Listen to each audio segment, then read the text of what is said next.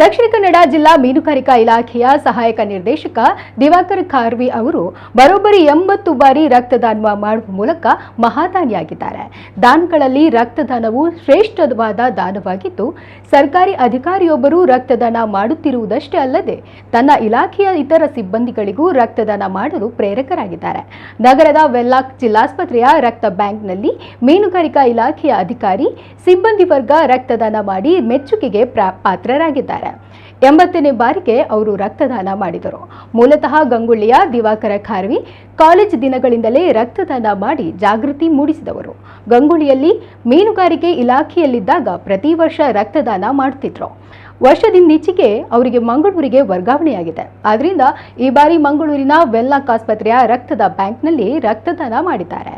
50ಕ್ಕೂ ಅಧಿಕ ಮಂದಿ ರಕ್ತದಾನ ಮಾಡಿದ್ದು 50 ಯೂನಿಟ್ನಷ್ಟು ರಕ್ತ ಸಂಗ್ರಹವಾಗಿದೆ. ಮಲ್ಪೆಯ ಮೀನುಗಾರ ಆಸಿಫ್ ಉಳ್ಳಾಲ 101ನೇ ಬಾರಿ ರಕ್ತದಾನ ಮಾಡಿದ್ದಾರೆ. ಒಟ್ಟಿನಲ್ಲಿ ಸರ್ಕಾರಿ ಅಧಿಕಾರಿಯೊಬ್ಬರು ತಾವು ರಕ್ತದಾನ ಮಾಡಿದ್ದಲ್ಲದೆ ಉಳಿದವರನ್ನು ಜಾಗೃತಿಗೊಳಿಸಿ ರಕ್ತದಾನ ಮಾಡಿಸಿದ್ದು ಶ್ಲಾಘನೀಯ ಕಾರ್ಯವೆನಿಸಿದೆ.